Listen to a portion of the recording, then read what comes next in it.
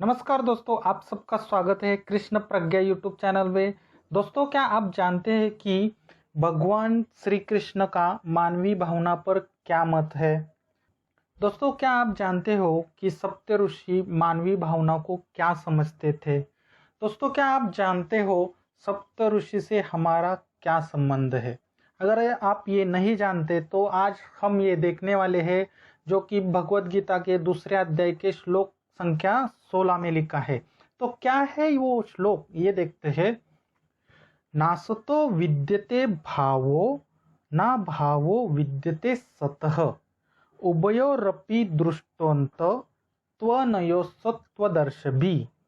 नासतो विद्यते भावो ना भावो विद्यते सतः उभयोरपि दृष्टोऽन्त त्वनयोस्तत्वदर्शभी। दोस्तों, अब हम देखते हैं इस श्लोक का संधि विच्छेद और उसका हिंदी अर्थ। हमारी श्लोक की पहली लाइन है, नासतो विद्यते भावो ना भावो विद्यते सतः। इसका संधि विच्छेद करते हैं, नासतो अर्थात न धन असतो, विद्यते भावो इसका संधि विच्छेद जैसे है वैसे ही आएगा। ना भावो का संधि विच्छेद होता है न धन अभावो, विद्यते सतः इसका संधि विच्छेद जैसे है वैसे आएगा। अब हम इस श्लोक की पहली लाइन है उसका हिंदी अर्थ देखते हैं।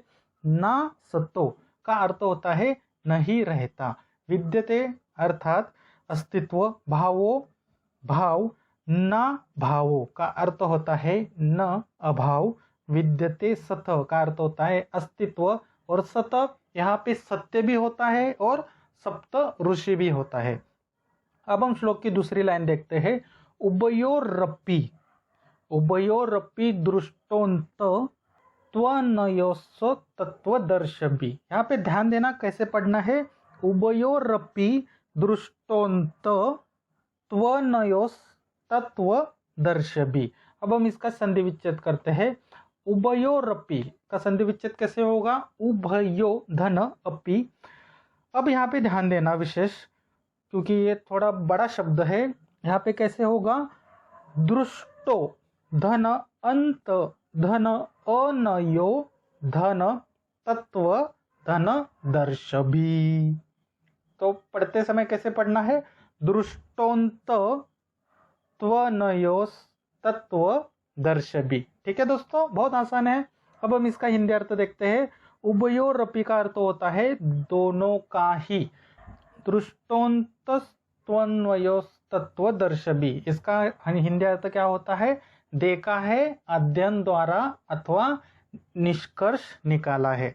ठीक है दोस्तों, आज हमने दूसरे अध्याय का जो 16वां श्लोक है उसका संधि विच्छेद और उसका हिंदी अर्थ देखा। संस्कृत श्लोक कैसे पढ़ते हैं और श्लोक का हिंदी अर्थ क्या है ये देखेंगे। यानी कि जो हमने शुरू में 3 प्रश्न देखे थे, श्लोक के माध्यम से उसका अर्थ निकालने की कोशिश करेंगे। पहला 3 बार श्लोक पढ़ते हैं ताकि आपको भी श्लोक पढ़ने को भी अच्छा लगे और आप समझ भी पाओगे कि कैसे श्लोक पढ़ना है। नासतो विद्यते भावो ना भावो विद्यते सतः उभयोरपि दृष्टोऽन्त त्वनयोस्तत्वदर्शभी। कितना आसान है दोस्तों, पीछे से प्लीज बोलिए आप। नासतो विद्यते भावो ना भावो विद्यते सतः उभयोरपि दृष्टोऽन्त त्वनयोस्तत्वदर्शभी। फिर से बोलिए दोस्तों, नासतो विद्यते भावो ना भावो विद्यते सतः उभयोरपि दृष्टोऽन्त त्वनयोस्तत्वदर्शभी। ठीक है दोस्तों, अब हम यहाँ पे इसका अर्थ निकालेंगे कि भगवान श्री कृष्ण अर्जुन को क्या कह रहे हैं कि हे अर्जुन, नासतो विद्यते भावो ना भावो विद्यते सतः। अर्थात क्या होता है, अर्थ क्या है कि नहीं रहता अस्तित्व, किसका, भाव का। देखिए दोस्तों, हमारी जो भावना होती है उसका अस्तित्व नहीं रहता। और क्या कह रहे हैं कि न भावो विद्यते सतः, और न अभाव है अस्तित्व का। ये किसका मानना है, सप्त ऋषि का भी मानना है और ये सत्य भी है। एक लाइन में देखा जाए तो नहीं रहता अस्तित्व भाव का, न अभाव का। भाव और अभाव ये 2 प्रकार होते हैं, तो इन दोनों का भी अस्तित्व नहीं रहता। दूसरी लाइन में क्या कह रहे हैं कि उभयोरपि दृष्टोन्तस त्वनयोस्तत्वदर्शभी, अर्थात दोनों का ही देखा है अध्ययन द्वारा निष्कर्ष। यानी कि भगवान श्री कृष्ण भी ये बोल रहे हैं और जो सप्त ऋषि है ये भी वही कह रहे हैं कि जो हमारी भावना होती है, जो हमारे भाव होते हैं, वो सत्य नहीं होते। कहने का मतलब यही है कि दोस्तों कि हमारा जो इंद्रियां है, हमारा जो मन है, हमारा शरीर है, और इस शरीर से जो भी भावना है, अपने लोगों के प्रति भावना होती है, अपने परिवार लोगों के प्रति भावना होती है, इसका कोई मूल्य नहीं होता। भगवान श्री कृष्ण यही समझाने की कोशिश कर रहे हैं अर्जुन को कि ये जो तुम्हारा शरीर है ये तुम नहीं हो, तुम आत्मा हो। अगर इस शरीर में से आत्मा निकाली जाए, शरीर का कोई अस्तित्व नहीं रहता है। और ये किसका कहना है? सप्तऋषि और ये जो भगवान श्री कृष्ण है उनका भी कहना है। अब एक प्रश्न आता है कि ये सप्तऋषि कौन है? जब भी अधर्म बढ़ता है तो क्या होता है? प्रलय आता है और सभी पृथ्वी को क्या करते हैं? शुद्ध किया जाता है और सभी मानवों को क्या करते हैं? मार दिया जाता है। और जो नई पीढ़ी आने वाली है उनको ज्ञान देने के लिए जो ऋषि होते हैं, उनकी संख्या 7 है, उनको सप्त ऋषि कहा जाता है। यही सप्त ऋषि जो होते हैं जो आने वाली पीढ़ी को क्या बताते हैं? भगवत गीता का ज्ञान बताते हैं, शास्त्रों का ज्ञान बताते हैं, अध्ययन कैसे करना है, क्या करना है, ये सप्त ऋषि का उनका भी यही मत है। और भगवान श्री कृष्ण का भी यही मत है कि भाव और अभाव का कोई अस्तित्व नहीं रहता। ठीक है दोस्तों, अगर आपको कुछ इस श्लोक के बारे में प्रश्न है तो कृपया कमेंट्स बॉक्स में कमेंट्स जरूर करना। चलिए देखते हैं श्लोक कैसे याद रखें विद विजुअलाइजेशन। कृपया करके आंखें बंद कीजिए, हम लोग विजुअलाइजेशन करेंगे। हम फिर से कुरुक्षेत्र की युद्ध भूमि पर जाएंगे। आपको सामने रथ दिखाई दे रहा है, रथ पर सारथी की जगह पे भगवान श्री कृष्ण है, उनके आगे अर्जुन है। अब भगवान श्री कृष्ण अर्जुन को क्या कह रहे हैं कि हे अर्जुन, जो तुम्हारी भावना है, जो तुम्हारे भाव है, इनका कोई अस्तित्व रहता नहीं है और ये सत्य भी है।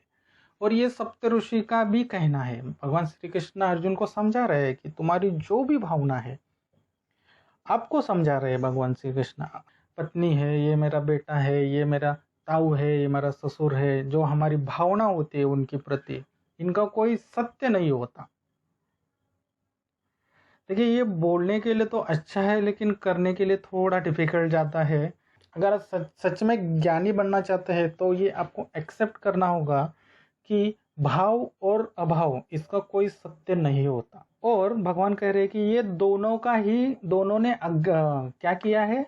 अध्ययन द्वारा निष्कर्ष निकाला है। मैंने यानी कि इन लोगों ने बहुत सारे ऐसी कथा भी है, अभी मेरे पास टाइम नहीं है, नहीं तो मैं आपको कथा भी बताता, लेकिन ऐसे भी कथा है। कथा यानी कि क्या कि वो उस पर अभ्यास किया है, उस अभ्यास के द्वारा निष्कर्ष निकाला है कि भावना और भाव इसका कोई अस्तित्व नहीं रहता।